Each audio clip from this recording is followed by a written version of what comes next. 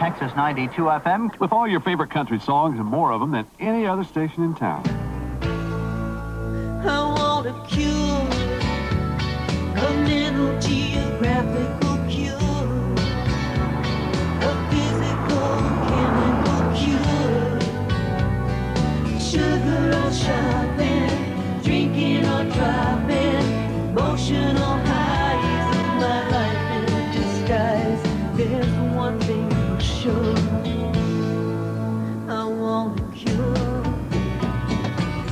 when no one can see me, no one knows how I'm feeling.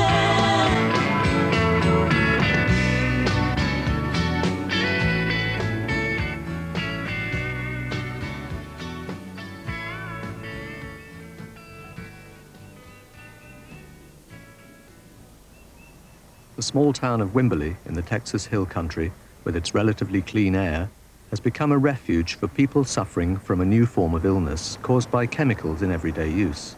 They call it environmental illness. The number of people getting sick from the world around us is growing.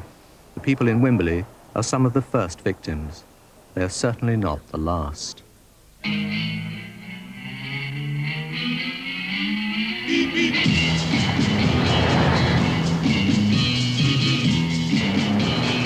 Most of the places I deliver to these people, I try to park away from the house. They've asked me to do this, so the less fumes have actually gotten to their house, exhaust fumes, gas fumes, etc. I'm more than glad to do, and I'm going to help them out as much as possible.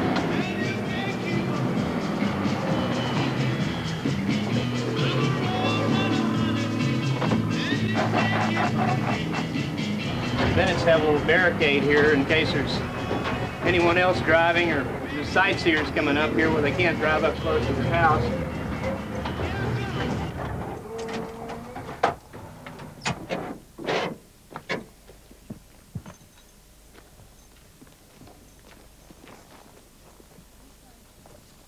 Got a COD for you?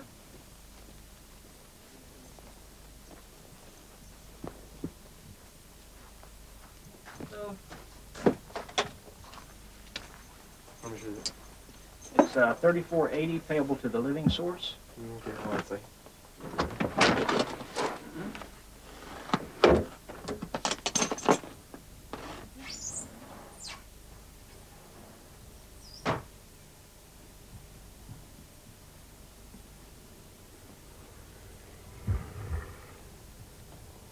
Mom?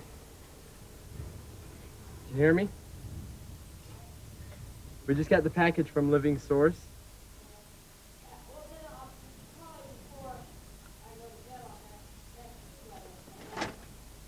Okay. And what are you going to have for dinner later tonight? The lamb and kale.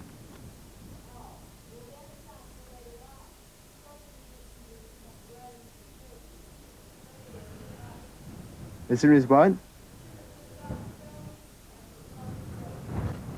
Okay. Is there anything else you want us to do for you today? You need more water or anything?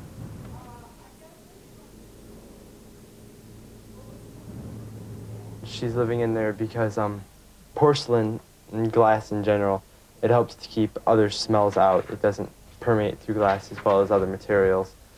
And basically because she can't handle very many other materials than porcelain because of the chemicals that they have in them and formaldehyde that comes in most materials. How ill is she? How ill? Yeah.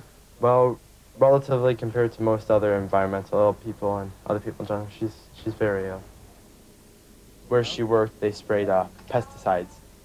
And spraying pesticides is worse than spreading them. What I mean by that is the liquid, it has a higher vapor pressure, which means it's constantly putting it off into the air. And so you absorb it more readily through your skin than if you touch the solid one. As we go into the house, we'll notice that right above the doorway is a red wasp. Now, hit him, and only enough to do him harm. He can hurt you, so walk carefully around him.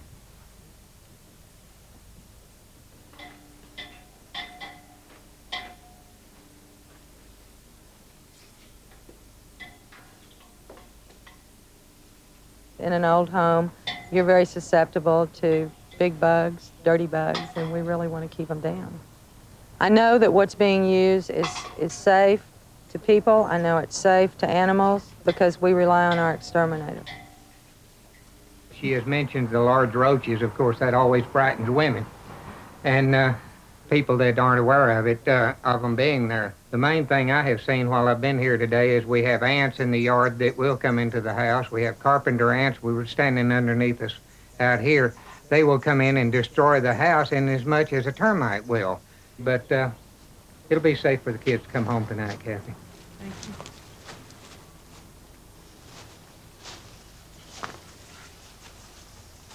I am aware of the canaries in Wimberley, the people who have such severe reactions to chemicals that they have to live in very sterile conditions. Why do you call them canaries? Because when they stop singing, we know our world is bad.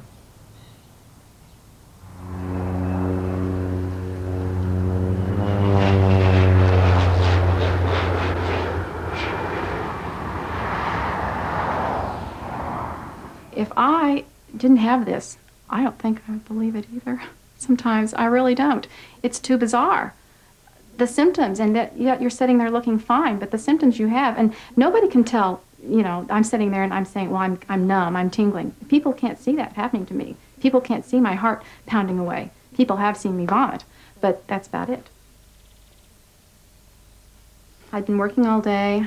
I had taught aerobic classes that evening, and I went out for my jog. I usually tried to jog at least 10 miles a day. I was quite addicted to the jogging. I was training for a marathon. And I ran on the canals by the cabbage patches, the orange groves, and things like this. And yeah, a plane came and it started overhead spraying. And of course, it swooped down, and that scared me. I was not really afraid of the spray. I had never had any problems with sprays of any type. I didn't even smell the spray. I was not aware of the spray, but I did get out of there because I was mostly afraid of the plane. Yeah, I went home and I threw up that night, and I thought, well, I've just eaten something bad. I kept thinking, after that I got very sick at my stomach all the time. I kept thinking I was having food poisoning because I was sick on everything I ate after that.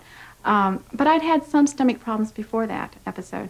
But I also began having diarrhea. A couple of days later I had black diarrhea. I felt like I had lead weights hanging off my arms. I couldn't lift my arms. I had blurred vision. I had numbness. I had tingling. My heart pounded all the time. My heart skipped beats. It's totally changed my life. Totally turned it around. Everything I'd planned for my life went down the drain.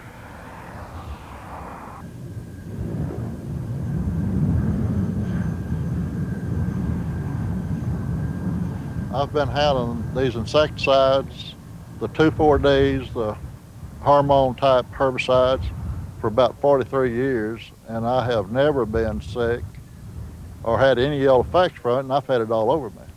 You know, accidentally getting hose break or whatever and get on me. And just wash off and go ahead. And of course, if you get chemicals on you, you should change clothes, take a bath right away. But So, as far as you're concerned, it's very unlikely that somebody could get ill from being sprayed. just from being sprayed, unless they were allergic to the chemical, I can't see that it would hurt them at all. A Missouri farmer has become the oldest person in the nation on death row. He is I'll admit at first I was really reluctant to believe, that all this could be taking place, but I think a lot of that has to do with ignorance. The more you learn, the more you realize that there is something to it. I think there's a lot of negative thought about it. Like I say, a lot of it has to do with learning about what's going on, having an open mind. She is the oldest in the nation on death row. A lot of environmentally ill people do not become sick because they have one massive exposure. They become sick because they've had lots of little exposures, year in, year out. In my own case, I was born and raised in the state of New Jersey, which is a very industrialized, very polluted, very populated state. And so in my case, little by little, year after year, I was becoming more sensitive to petrochemicals. And it took 4 hospitalizations My weight dropped from 110 to 65 pounds. And on the 4th hospitalization, my doctor, who was an environmental and is an environmental medicine specialist or a clinical ecologist, said to me, "I won't let you go home from this hospital until your gas stove is pulled out from your house, taken out completely." And when I went home, having had it taken out, I weighed 80 pounds, and a week later, I weighed 93 pounds. And it was then, after 7 months of thinking she was crazy to tell me that I was environmentally ill, that I started to believe it. She suggested that I live in a very stripped room, nothing in it. No phone, no books, no bed, no furniture, just a chair. I couldn't use pencil, paper, or anything. I was that sensitive. And just stay there until my immune system developed tolerance again. And it took about 1 year in that room before I could go outside again. The owner of this garage apartment also built the house next door. She's an environmental illness housing consultant, so she built it with all non-toxic materials, and she rents it out to environmentally ill people who are desperate, who are trying to find some place that's safe for them to live. When you actually came here, you were desperate, were you? Well, my husband and I had moved 14 times in 1 year. Now that move does include from campsite to campsite, trying to find some kind of situation which gave me a safe circumstance 8 or 9 hours a night. So I would say at that point we were desperate. And I came in here and I slept for the first night that I was in here, and I woke up with no symptoms. My husband and I both cried. We couldn't believe that after 14 moves in about 15 months, we actually had a place that my body relaxed in, didn't react to. And with that place, we knew we had a chance for me to start getting well. So barren to everybody else, but it's absolutely heaven to me.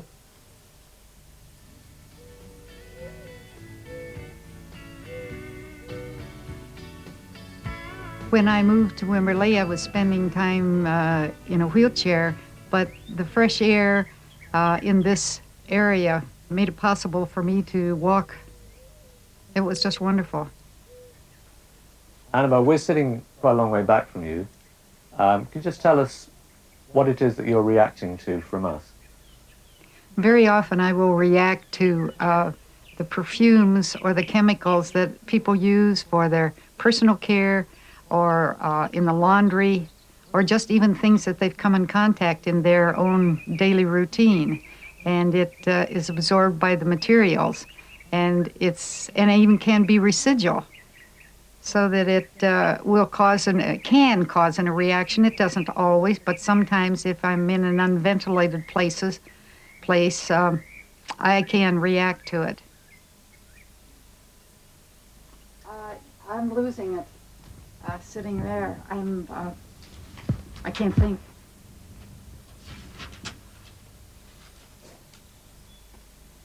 For the past 3.5 years, I've been living out of doors and sleeping out of doors. It's very uncomfortable sleeping out of doors in the wintertime and in thunderstorms and any adverse weather conditions. It's quite a challenge, and I feel something akin to the pioneers when I'm doing this.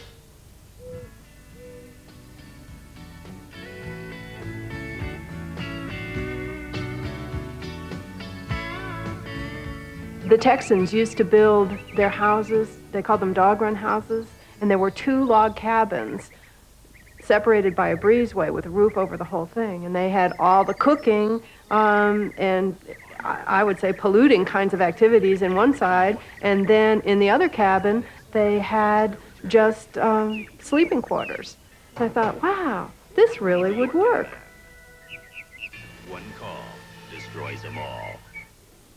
We moved to suburban Chicago and bought this wonderful brand new house, our first new house. It was very tightly sealed and had in it a lot of building materials containing formaldehyde, a lot of particle board and plywood, and we had it carpeted and we put up vinyl wallpaper, and oh, it was so pretty. Then the first winter we were there, I noticed that there was a lot of condensation on the windows. And it turned out that the house was so tightly sealed, we had wonderfully low utility bills, but we were breathing the vapors that were coming off of the insulation and all of these other materials, and the house wasn't breathing. we were breathing it. First, the children had a lot of sore throats. Kyle developed asthma for the first time. I'd get a headache, it would go into my chest, I'd get asthma. I think our bodies just stopped functioning properly. You got to look at the decision that has to be made or had to be made, and that is that the family always come first.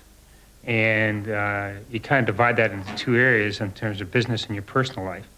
In business, it meant giving up a career with IBM, but IBM was very nice and moved me to a place that was environmentally safe for my family.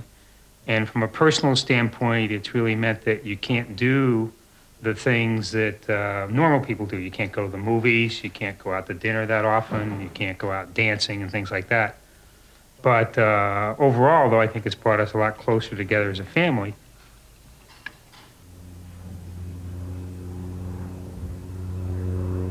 My younger brother basically thinks I'm totally out of my head with this. And if I ever see him, I have to go to his house, and which I do. He has 3 beautiful children. I love to see his children and things. And when I go, he ignores me totally. But in his house, he has a gas heater, and within 10 minutes, I'm feeling quite bad. But like I said, if I want to see them, I have to pay a price. If I would go in there with my mask and an oxygen tank, they'd run me off the place. You know, get out of here, you're crazy. So, yes, it's very difficult. Right, do the hardest. Gonna make it all the way back up. Okay. But we're bumping over rocks. I mean, most people are exposed, everyone, whether we like it or not, we're exposed to chemicals every day of our lives, especially women, you know, the hairspray, the dyes, the makeup, their clothing, everything is chemicalized. And those chemicals can create a total body load, which can trigger the chemical sensitivities. And yeah, it's, for people to say that this is not possible, I mean, we are biochemical organisms that are we're totally dependent on what we're eating, what we're drinking, what we're breathing. We're dependent on that 100% all the way. And to deny that those things in our food, in our water, in our air can be making us sick, that's ludicrous. That really is. And I was using chemical dips at that time. I started getting nauseous, headaches, extreme nervousness, extreme irritability, and I had to stop. Period. Because I knew what was happening to me, and I knew that if I didn't stop, it would, you know, do irreparable damage to me. So I had to find alternatives. It's real difficult when you talk to people who aren't. I mean, they have no idea what you're talking about. They think we're all just a little bit, you know, off.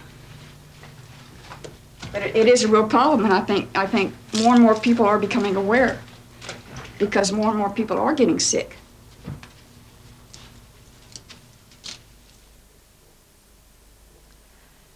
I looked horrible in the trailer. I bought a defective trailer that had too much formaldehyde in it, and it nearly killed me. It's my little gas chamber. When I first moved into the trailer, I started having severe depression. I went into a severe state of depression. My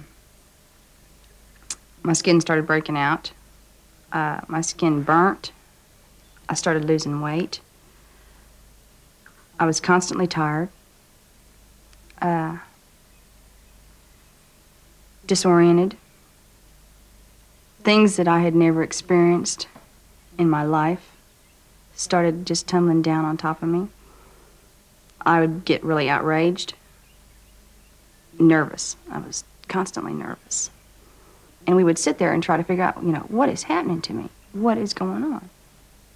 The longer I was in there, the worse it got. And the last summer that I was in there, my skin broke out, what they call wheals. They're huge knots. They're kind of like a boil. And you couldn't touch them because, I mean, if you touched them, first reaction would be to hit. You would have to open up. They would only open at certain times. You'd have to open them up. And when you opened them up, this horrible green stuff would come out, or black stuff would come out. I smelled so much like formaldehyde, it got to be the point that afterwards, you know, they would kid me, you know. Well, if you died right now, you know, they wouldn't have to embalm you, because I guess I had absorbed so much formaldehyde into my system that why waste the money on embalming? Because, I mean, I had enough in me. I'm sure the formaldehyde made me sensitive to the other chemicals. Because once your body is hit by a level, that high a level, then your whole system breaks down. Yeah, I'm sure it was the formaldehyde that made me sensitive to the other chemicals, because I wasn't before. I get so mad sometimes that I wish I could see the people that made the trailer, because I'd take my bare hands and I would probably choke them to death. Because I look back and I see my daughter having to be pulled apart from my husband and I, my ex-husband now, and that should have never happened. It should have never happened.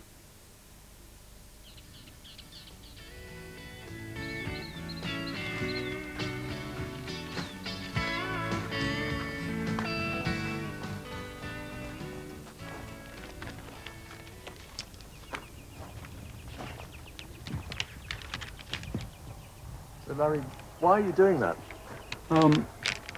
Trying to air these papers out, get the chemicals out of them, get the chemicals in the paper and the inks and the dyes to come out of them. These papers here have already been in the sun a little bit on one side, and you can see that it's already faded on the front side, more on the back side. And sometimes it takes several days or weeks for me to get it to the point where I feel comfortable working with the papers. My clothes are all a type of cotton fabric that I've worked with and found to be the best for me. I had a guy drive up to me once. I was walking along the road, and he stopped and asked me if I was a Hare Krishna, because I was dressed in white and for whatever reason.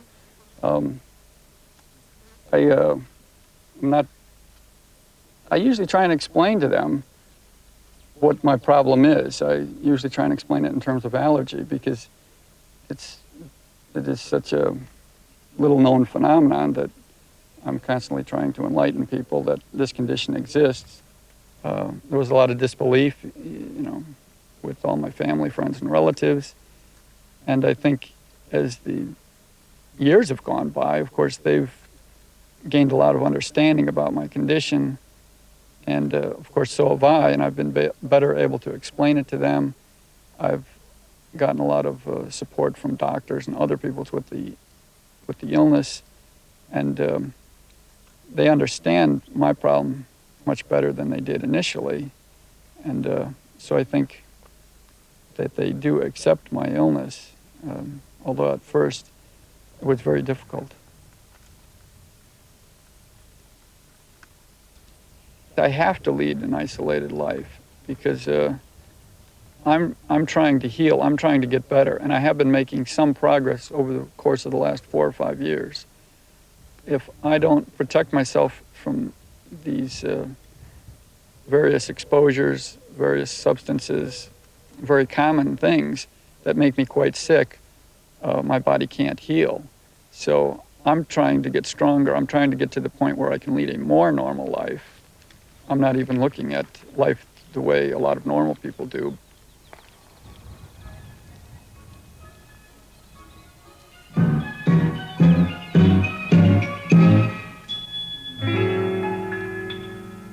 People always talking sad and lonely, but you won't hear that kind of talk from me. 'Cause even though I too was once so lonely, now somebody's walking close to me. I think you got the idea. I'm trying. 'Cause we're in this thing together. Jesus and me. Jesus and me. We're gonna fight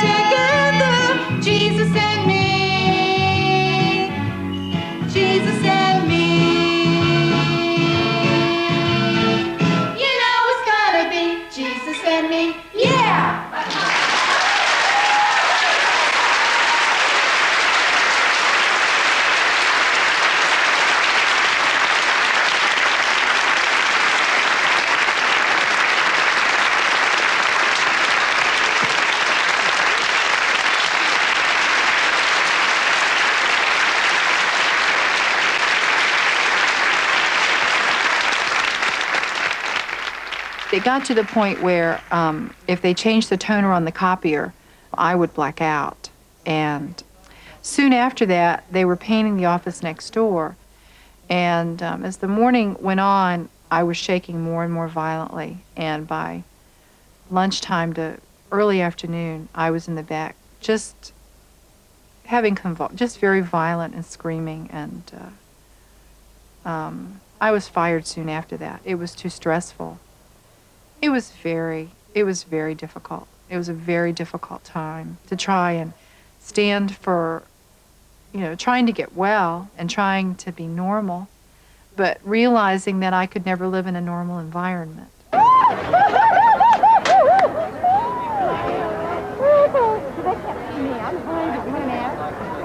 want a mask, and then you're like incognito. No, you don't want a mask? Oh, thank you so much.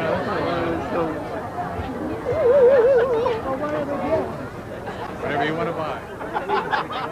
Most of the people I hug, they've stopped wearing cologne just for me. I mean, they don't wear it anymore just for me, so they can spend time with me on Sunday. The people that do, I don't hug. Oh, there you are. Yes, thank you. It's just too important to my family to be with other people. You know, they're trapped with me in limited circumstances all the time. And twice a week they get to be with other people, and I'm not going to take that away from them. And I want the kids to see that you know, sometimes just because you don't feel well isn't an excuse not to participate. The difficult thing about today is calling attention to ourselves, which is something we've really tried not to do. The frustration in being ill and going to many doctors and having everyone give you medications and everyone doing this and everyone doing that and saying, we don't know what's wrong with you. You're very sick, but there's no reason for you to be sick. And they always imply, and my whole life was that I was a hypochondriac. But you're sick, so they can't explain why you're bleeding from your eyes and your ears and your nose, and you've got blood in your throat, blood in your bowels, and you're always bruising, and you're very ill, and there's no reason for it.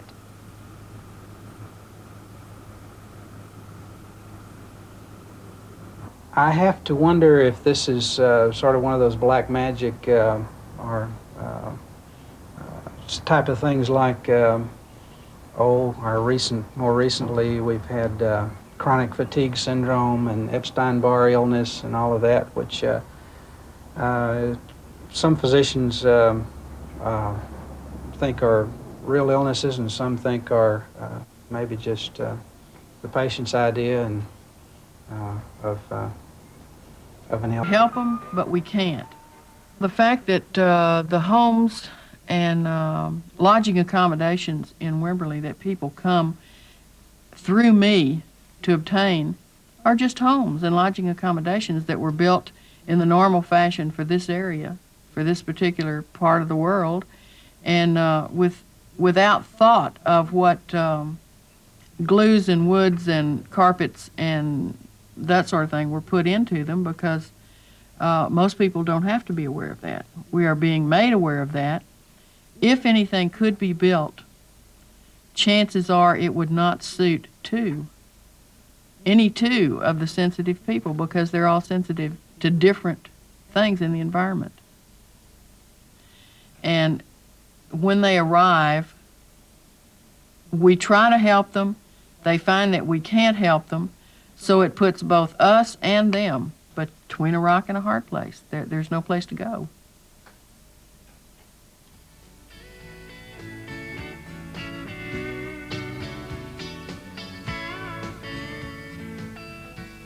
I hate summers because I know there are people out there living in mobile homes right now, especially on a hot and humid day. You know, and they may have their eyes watering, they may have, you know, be a little antsy and stuff like that. They need to know that this can happen to them. That can't happen. It's not that it can't happen, it is happening. It is happening to them right now out in mobile homes. You can definitely smell it. See, can you feel your wood? It's kind of damp on a day like this. I hadn't noticed. And it's damp. It's not real damp like mine used to be, but it's moist. What kind of particle board do you have in your cabinets? I haven't even paid any attention.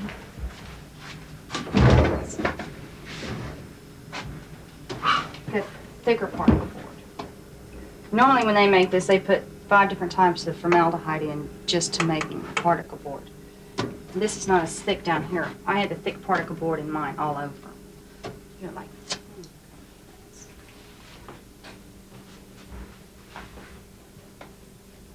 You got a nice thick particle board. They say it's so much better. It kills you so much quicker.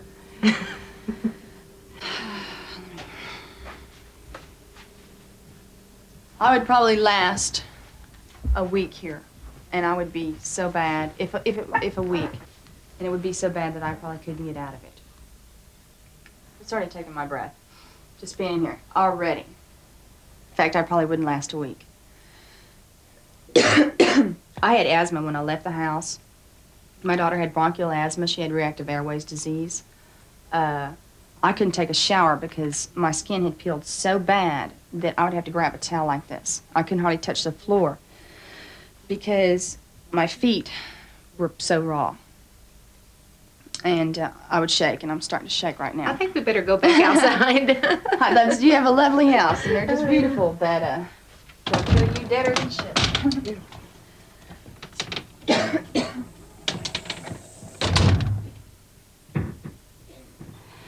I'm still having a hard time breathing now, and I've probably been out of it 15 minutes or so.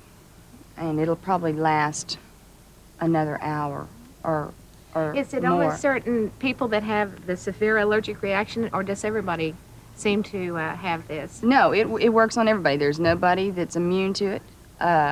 You go into a high level of anything, anybody, and they're going to be sensitive to it. People with allergies are more sensitive to it, but the longer you stay in it, the more sensitive, the more you start having reactions to it, to that and everything else. You used to not have reactions, let's say, to pollens in the air or things like that, and you start noticing that you're having all these allergies and stuff. And I became a universal reactor. I was allergic to everything. Everything I touched, everything I smelt, everything I could breathe. I became allergic to it. Almost sounds like you should have been put in a bubble or something. I wish I would have.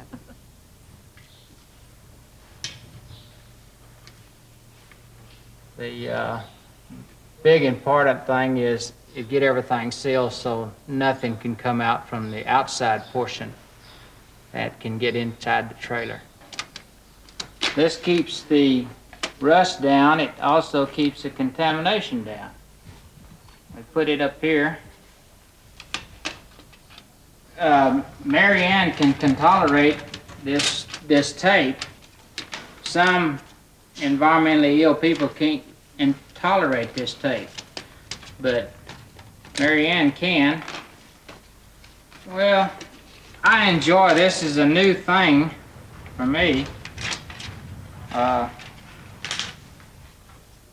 gotta have a lot of patience and do exactly what the EIs want. If you make a mistake, then it could cost them considerably a lot of money. So you have to be very cautious in what you put in the trailer, and you have to get it approved by the environmentally ill patient. We get the final touches here. Last little cover for the plug. The last 2 snaps. The trailer's completed.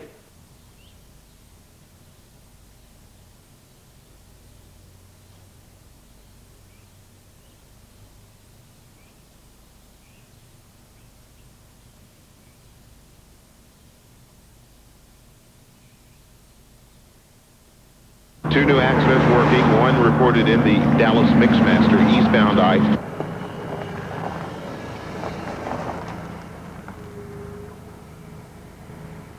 Well, I'd say that the first several times that I made the trip up to Dallas from Wimberley.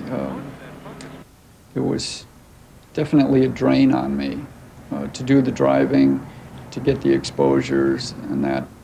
But we've kind of refined the whole trip and every aspect of it to the point where it's a lot less stressful. Southbound 75 at 635 LBJ, also a new collision, still working. We did run into a few trucks early in the morning, but Annabelle has had a lot of work done on her van to tighten it up, and the result is that we're not getting as much air from outside coming in, and the result of that is that we're not getting as much exposure to the diesel trucks.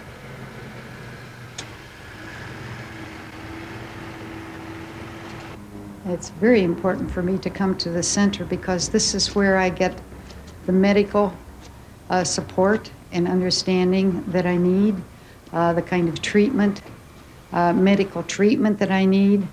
And at times it can be a social situation because you're meeting friends who have similar difficulties, and often we can share things that have happened with each other. It's like people with chemical sensitivities are almost family. We're testing for a potato. And I may or may not have any reactions, hopefully not.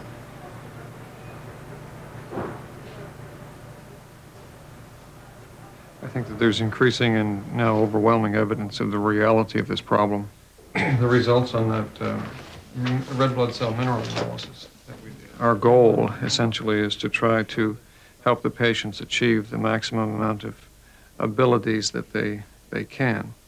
And if it's necessary for them at times to go into a restricted kind of environment to reduce their total load and to withdraw from those kinds of chemical exposures that we're all inundated with every day for a period of time, well then that's a reasonable thing to do. You know that I always say that ridding your home of termites is not a do-it-yourself project.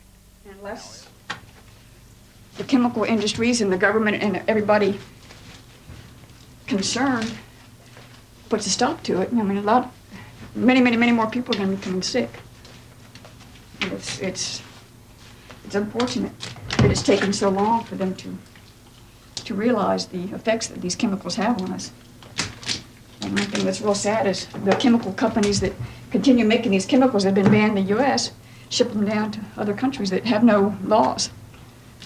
And the environmental consequences have yet to be seen.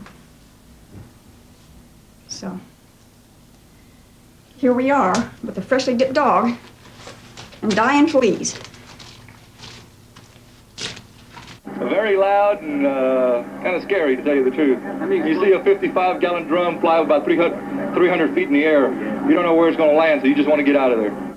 People in Houston, 20 miles away, could see the thick black smoke. The force of the exploding 55-gallon drums shook the ground and could be heard 6 miles away. Apparently, they were working at the plant and someone noticed a gas release, some kind of vapor cloud coming out of one of the tanks, so they ran away from that. I want to go and talk to Senator Sims because he's a very important person in our legislature. He's the head of the Natural Resources Committee, the people who hear all the environmental bills. And I don't believe that he really understands that there's a human cost to pollution.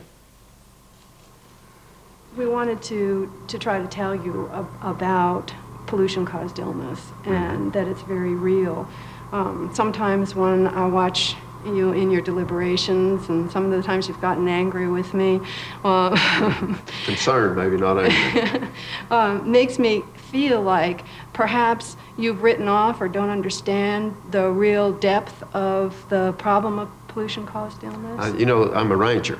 Right. And anybody that deals with the land understands pollution much better than other people do, because we see pollution, we've been seeing it all of our lives. What I see as a problem in this legislature is really that people don't understand that pollution is a very personal issue that is hurting people's health today. I live in Wimberley, and when the cement kiln that we're 20 miles downwind from was burning tires, we all got sick, and that's not necessary. Well, I agree it's not necessary, but that's, I can't tell you what we can do about it, but it's ironic. The people, we have all these waste, and people want us to get rid of them, and then we find a good way to get rid of them, and then people don't like the way we propose. So those of us who have developed chemical sensitivities and have those reactions around just about every toxin, we know what's toxic. We know what doesn't work. We don't need science to tell us whether or not it's true. Now, what's happening is that science is gradually learning how to test, how to look at it, and they're confirming the realities of what our bodies have been telling us all these years. And we just want the Texas legislature to hurry up and understand, we would like too. to, but I know allergies and reactions do happen. But what I would like to know is we'd know what chemicals cause this, so that we'd know how to control what comes out of the stack. That in a perfect world, that would be wonderful, but the world's not perfect. It's happening now. That's right. People are being damaged. Those of us who are damaged can tell you by experience what they are, but not from a scientific standpoint. And ultimately, science will be able to tell you. But in the meantime, we're all going to be dead. Yes, ma'am.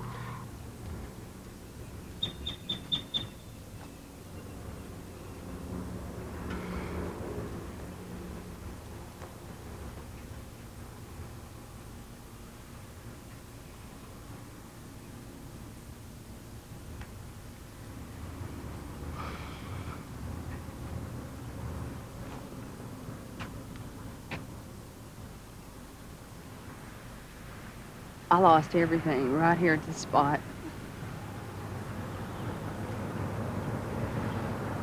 And I can still feel it.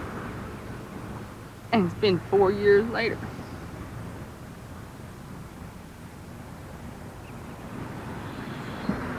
I planted petunias out here, and they all died because of the chemical. I couldn't even keep bugs alive in my house.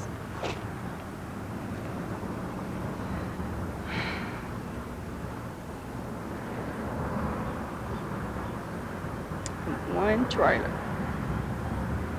Somebody screwed up on it.